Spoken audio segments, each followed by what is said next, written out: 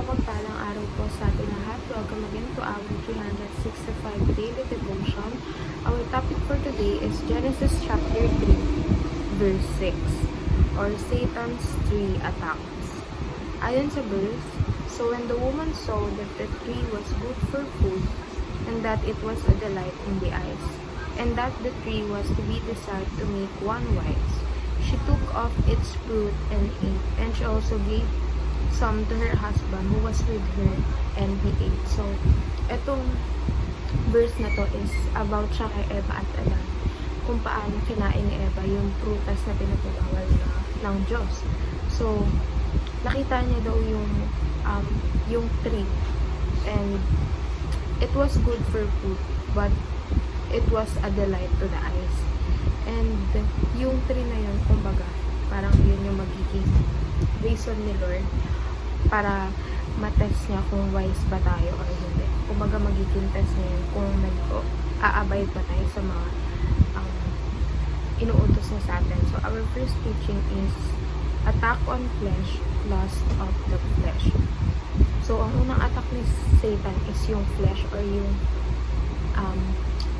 tinatawag nating tawag ng laman. Ito yung mga hindi natin mapipigilan na, alam mo yun, sa flesh. For example, sa mga sexual assault, ayun yung tinatawag na lust of the flesh. Second, attack on the eyes, or what we call lust of the eyes.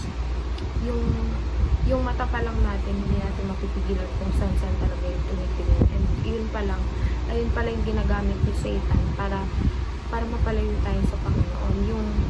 Yung attack niya sa eyes natin, kung binibigyan niya tayo ng mali siya sa mga mata natin.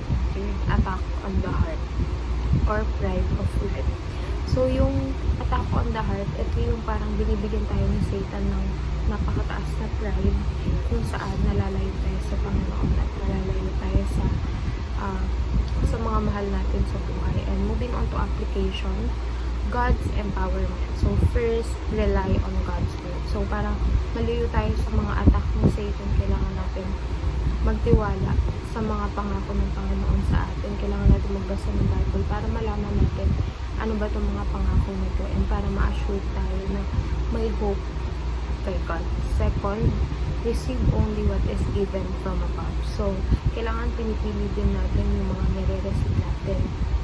Malalaman naman natin kung receive siya from above, kung hindi siya makakasama sa atin or makakasama sa mga tao na kapaligid sa atin. So, kailangan i-release natin yung mga alam natin na ginagawa ng kaaway, and ang i-take lang natin is yung mga nanggagaling sa Panginoon. And last but not the least, resist a worldly view of oneself. Huwag tayo maging magmataas. Huwag porket na dito sa mundo mayaman ka or sikat ka, dapat hindi tataas yung tingin mo sa sarili mo, kasi sa langit naman pantay-pantay lang tayo, and whatever you have in this world, hindi mo naman siya madadala sa langit. So, yun lamang po, and see you again on our next 365 Daily Devotion.